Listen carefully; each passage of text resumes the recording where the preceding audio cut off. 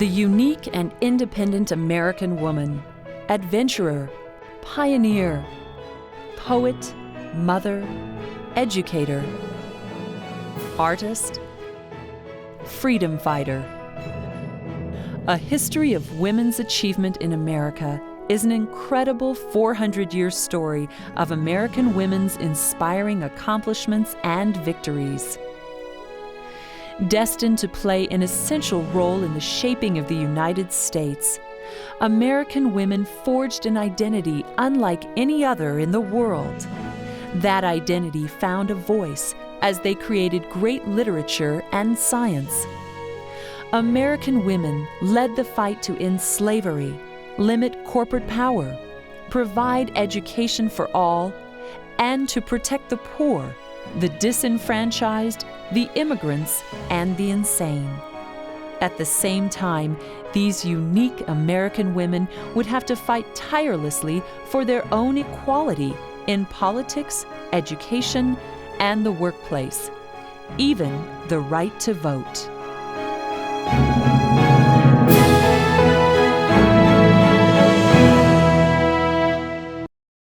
Hello, I'm Donna Mills. In the 6th episode of A History of Women's Achievement in America, we shall see dramatic changes in the roles of American women. During World War II, out of necessity, women were forced to enter the workforce to replace the men sent overseas to fight in Germany and Japan. Surprisingly, they performed all the necessary tasks in jobs once thought to be the domain of men. After the war, these women returned to their homemaker roles, however. Now, with a new sense of empowerment and leisure time in the new suburban lifestyle, they grew dissatisfied.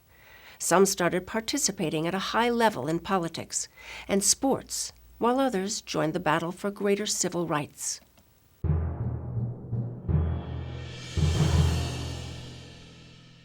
Not only did Eleanor Roosevelt redefine the role of the First Lady, but she was the first woman to wield political power equal to any in what had been an all-male club, American national politics.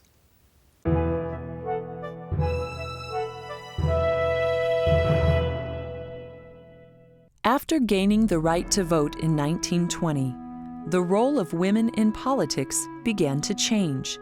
For the first time, women were in a position to influence the country's leaders. Some ran for public office.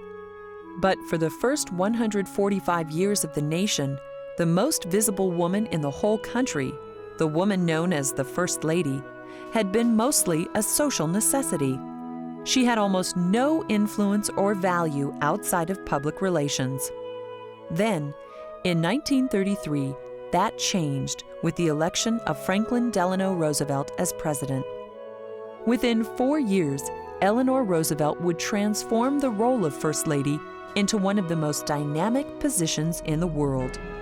And in doing so, she would demonstrate to the country that women could handle the pressure of politics, domestic agendas, and world issues as well as men. Eleanor Roosevelt was born in New York City on October 11, 1884, the daughter of Anna and Elliot Roosevelt, Theodore Roosevelt's younger brother. In 1905, she married Franklin Delano Roosevelt. Her early married life developed along traditional lines. She was a mother and ran the couple's Hyde Park home. As FDR rose in the political world, Eleanor stood by him, aiding his career. Of her early life, Eleanor wrote, "I suppose I was fitting pretty well into the pattern of a fairly conventional, quiet, young society matron." Then in 1921, Eleanor's role changed dramatically when FDR was stricken with polio. She tended to him personally. And from that moment on, through FDR's run for governor of New York in 1928 and as President of the United States, Eleanor became his equal partner. She traveled throughout the country, becoming a tireless promoter for her husband. She held press conferences, gave lectures, and radio broadcasts. She also started a daily syndicated newspaper column, My Day, in which she expressed her opinions. Eleanor continued in her powerful role as First Lady until FDR's death in 1945. Then she retired to a cottage at his Hyde Park estate, where she told reporters, "The story is over." However, within a year, she entered public service once more as a United States delegate to the United Nations General Assembly from 1945 to 1951. She was never again out of the public eye until her death in 1962. Elected chair of the UN's Human Rights Commission, she helped draft the UN Universal Declaration of Human Rights. A year before her death in 1962, President John F. Kennedy appointed her head of the Commission on the Status of Women. Adlai Stevenson wrote of Eleanor Roosevelt, "What other single human being has touched and transformed the existence of so many?" An outspoken proponent of human rights, Eleanor Roosevelt expanded the political role of First Lady and women politicians. Jackie Kennedy would once again transform the role of First Lady, and most subsequent First Ladies were thereafter seen as political partners and top advisors to their husbands, with social agendas of their own and even political futures of their own. In 2000, former First Lady Hillary Clinton became a senator from New York. One half of what has been dubbed the greatest generation was called to power America's industrial machine during World War II. Rosie the Riveter was the symbol of the millions of American women who entered the workforce with a can-do attitude.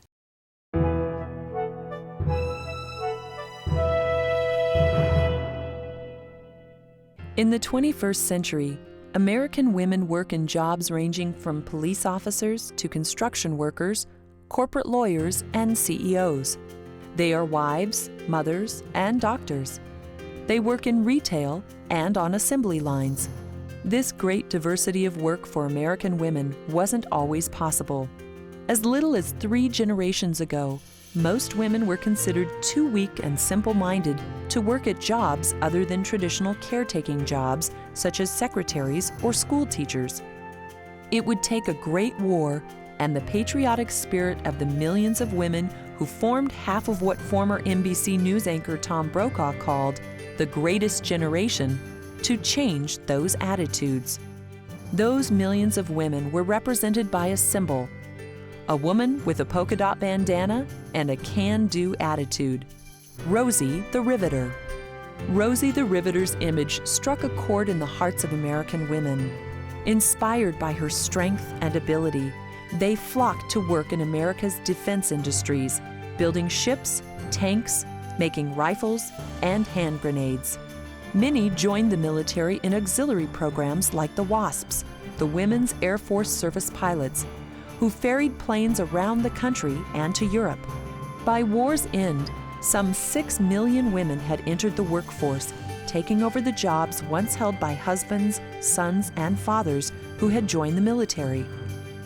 Indeed, at this time, women such as Colonel Florence Blanchfield became high-ranking officers in the U.S. Army, equal in authority to any man of the same rank. The character of Rosie the Riveter first appeared in the 1942 song Rosie the Riveter, written by Red Evans and John Jacob Loeb. It was recorded by big band leader Kay Kaiser. The lyrics said everything. All day long, whether rain or shine, she's a part of the assembly line. She's making history, working for victory. Rosie the Riveter. In 1943, Norman Rockwell drew Rosie the Riveter for the Saturday Evening Post's May 29th cover. The polka dot bandana-wearing woman with a can-do attitude captured American hearts and minds. When the war ended, the majority of America's women returned to their homes as soldiers returned to reclaim their jobs. But women workers never forgot their experiences. The women of the greatest generation had learned to be strong and self-reliant. They had quietly changed the nature of the American workforce forever. So, as the women's movement in the 1960s expanded opportunities for women outside the home, this empowered generation of heroines went into the workforce. They had earned the respect of their nation based on their service in time of war, and now demanded the fruits of liberty. No American athlete has ever dominated the world of sports like Babe Didrikson.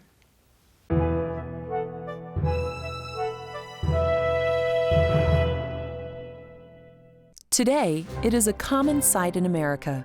Girls and women competing in every kind of sport and at every kind of level. It's so common, it's hard to believe that a mere 80 years ago, the prevailing belief was that women were not capable of competing in sports at all. Indeed, most sports were considered too strenuous for women. The so-called men's sports, such as golf, track and field, baseball, football, and swimming, were thought to be beyond the ability of women to master, and doctors even warned that high-stress sports might harm a woman's reproductive system. One woman more than any other proved everybody wrong. Mildred Ella Babe Didrikson was born on June 26, 1911, in Port Arthur, Texas, the sixth of 7 children, to Norwegian immigrants. She was a natural athlete who earned her nickname Babe playing baseball with neighborhood boys because she hit home runs like Babe Ruth. In high school, she was a basketball star. In 1930, she was recruited by Employers Casualty Company of Dallas to play on the company's semi-professional women's basketball team, the Golden Cyclones. She led the team to 2 finals and a national championship and was voted an All-American. From basketball, she turned to track and field. In 1932, Didrikson competed in the Amateur Athletic Union Championships held on July 16th in Evanston, Illinois. She won 5 events: shot put, javelin, and baseball throws, 80-meter hurdles, and the long jump. Her performance was incredible. In 3 hours, she broke 4 world records and qualified for the 1932 Olympics in 5 events.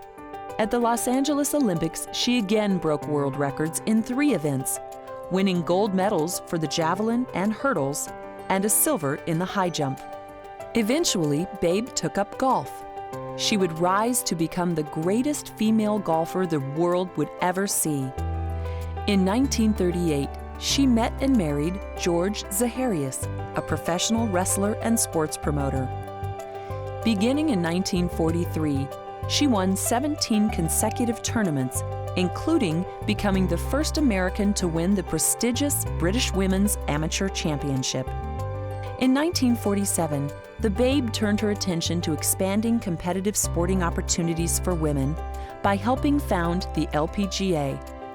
3 years later, the Associated Press voted her Woman Athlete of the Half Century. Then, at the height of her golfing fame in April 1953, Didrikson was diagnosed with colon cancer and underwent a colostomy. In spite of doctors' predictions that she would never play professional golf again, 14 weeks after surgery, she was playing. Remarkably, the next year she won her 3rd U.S. Women's Open by an incredible 12 strokes. She went on to win 4 other tournaments and her 6th AP Female Athlete of the Year award.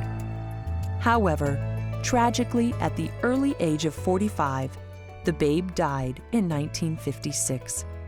Not only did Babe Didrikson Zaharias open the door for all the great female athletes that followed after her death, she also showed that women's professional sports, basketball, golf, and tennis, could be enjoyed and supported by the nation.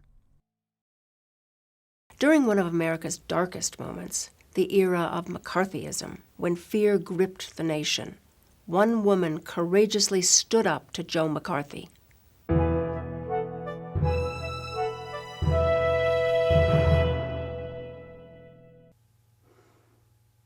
If I am to be remembered in history, it will not be because of legislative accomplishments, but for an act I took as a legislator in the U.S. Senate when, on June 1st, 1950, I spoke in condemnation of McCarthyism. When the junior senator from Wisconsin had the Senate so paralyzed with fear that he would purge any senator who disagreed with him. These words were spoken by Margaret Chase Smith. the only public person bold enough to take on the insidious scare tactics of Joe McCarthy. 2 years into her first term as the junior Republican senator from Maine, Smith rose on the Senate floor and delivered her famous Declaration of Conscience speech.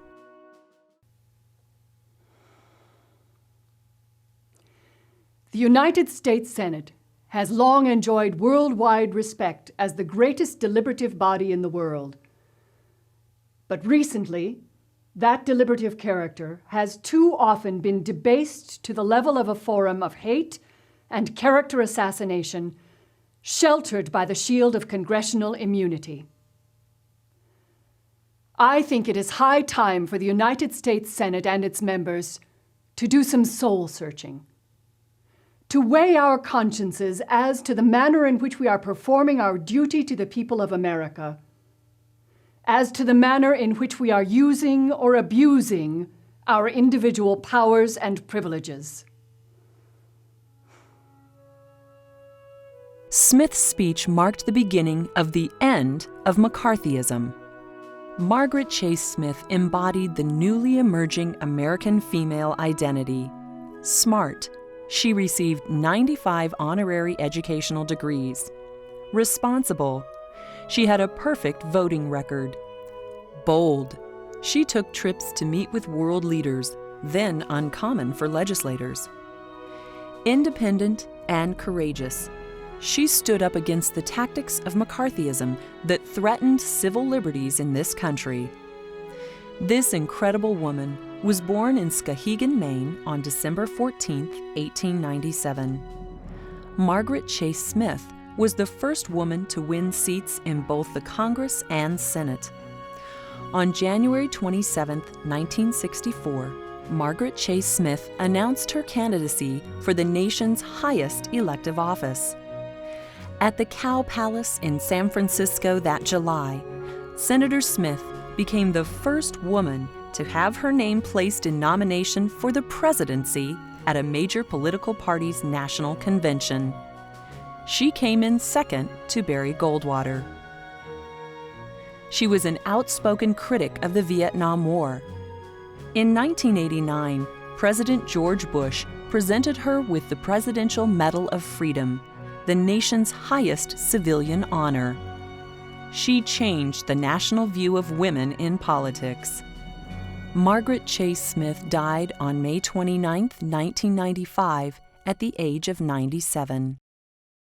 In a brief span of 6 years, 3 remarkable black women led the way for the final triumph of black Americans to achieve equal civil rights. First, Gwindel Brooks, an author and poet, said, "Black is beautiful."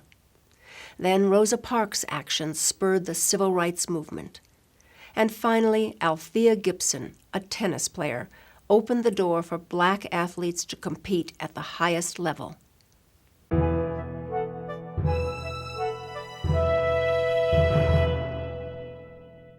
Gwindel Brooks, perhaps America's greatest female poet, was a child of the lost generation and the Harlem Renaissance. Her themes transcended race. They were human themes that sang to the souls of American women. Like Theodore Dreiser, Langston Hughes, and Sherwood Anderson, writers she admired, she became a superstar among authors. That her genius is not as well known is perhaps because she was a woman.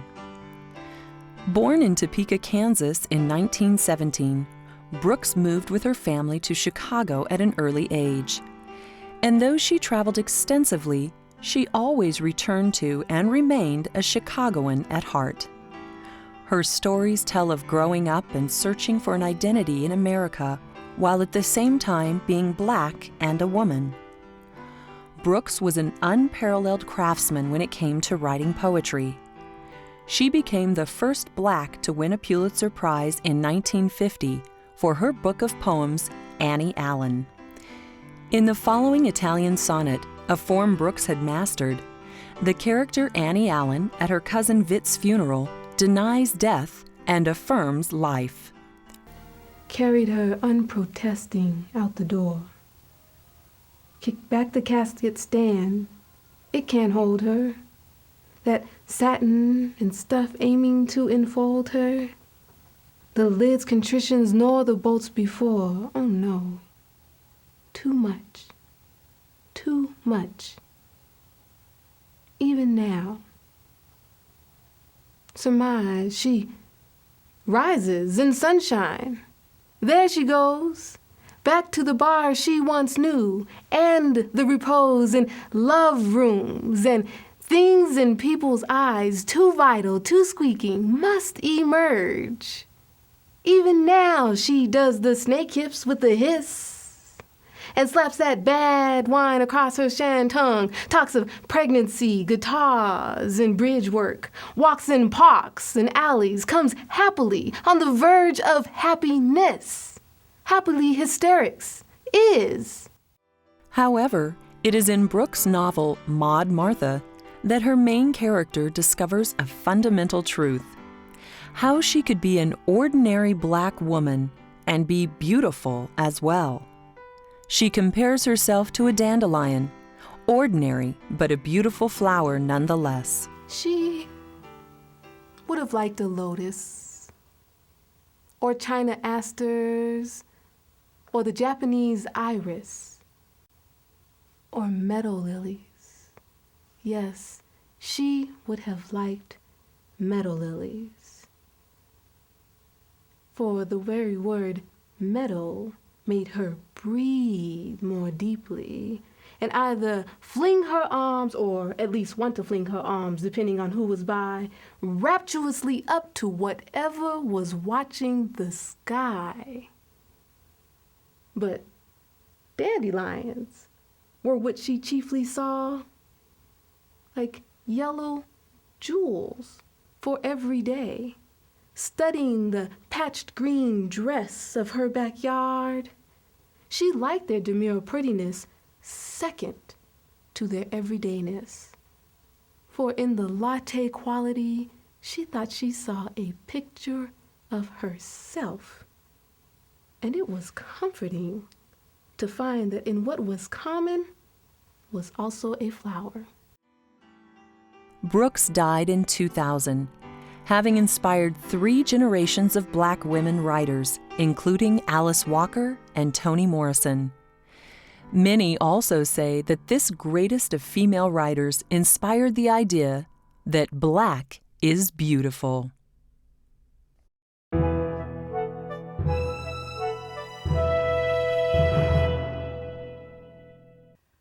Rosa Parks said, "I believe we are here on the planet Earth to live, grow up, and do what we can to make this world a better place for all people to enjoy freedom."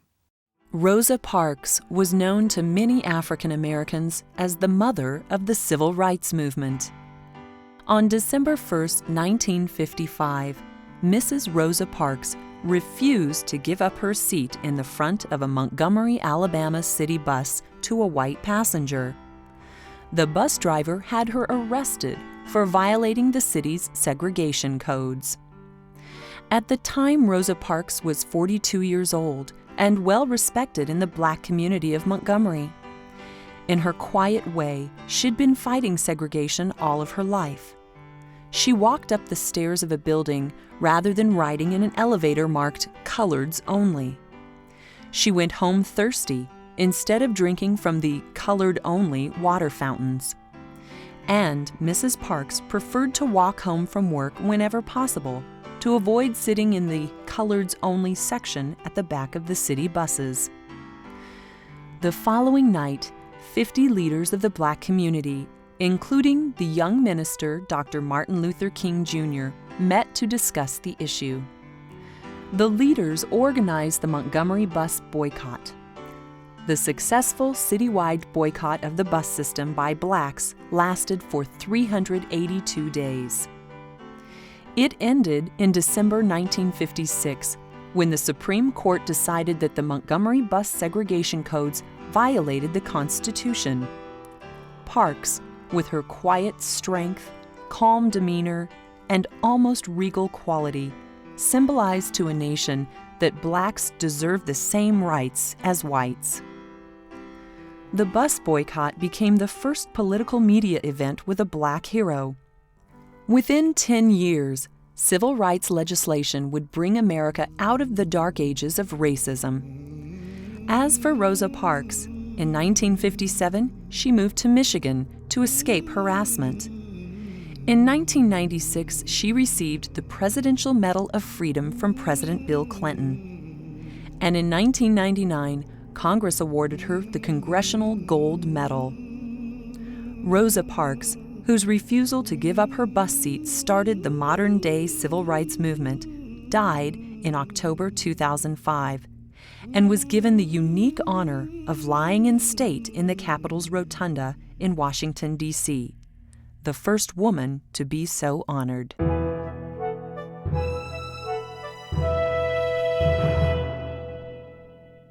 One by one, the color barriers in America's professional sports were falling. By the middle of the 20th century, black men were competing at the highest level in boxing, baseball, basketball, and football. But it would take a high school dropout living in Harlem to open the door for black women. That person was Alia Gibson. Alia Gibson was born on August 25, 1927. As a child, she often played hooky and eventually dropped out of high school altogether. But when at the age of 14, black musician Buddy Walker gave her a tennis racket, Alia found her passion. Tall, powerful, and athletic on the court, all Gibson needed was discipline. She found it with the support of 2 black doctors who were active in the black tennis community. With their coaching, 8 years after being handed that racket, Gibson won the National Black Women's Tennis Championship. Then, at the age of 23, she was invited to compete in the U.S. Open. She played well, but lost in the second round to 3-time Wimbledon champion Louise Breaux. Following the defeat, Gibson went back to school, eventually graduating from Florida A&M. At the same time, she improved her tennis skills. Then, at the French Open in 1956, Gibson finally had the breakthrough her whole life had been pointing toward. She defeated the defending champion, Angela Mortimer, in an electrifying match, 6-0, 12-10. The next year, she won Wimbledon and the U.S. Open, and did it again the following year. Over the course of her career, she won a total of 11 Grand Slam events, including 6 doubles titles. Gibson helped to develop a pioneering club of black athletes who opened the door for future superstars. Her success in tennis paved the way for Arthur Ashe and the Williams sisters. In track and field, Wilma Rudolph overcame polio and set the standard for future greats Florence Griffith Joyner and Jackie Joyner Kersee. In the next episode of A History of Women's Achievement in America, we shall see that during a time of great political and social upheaval, a new women's movement emerges and a great debate begins over the role of women in American society. Thanks for watching. I'm Donna Mills.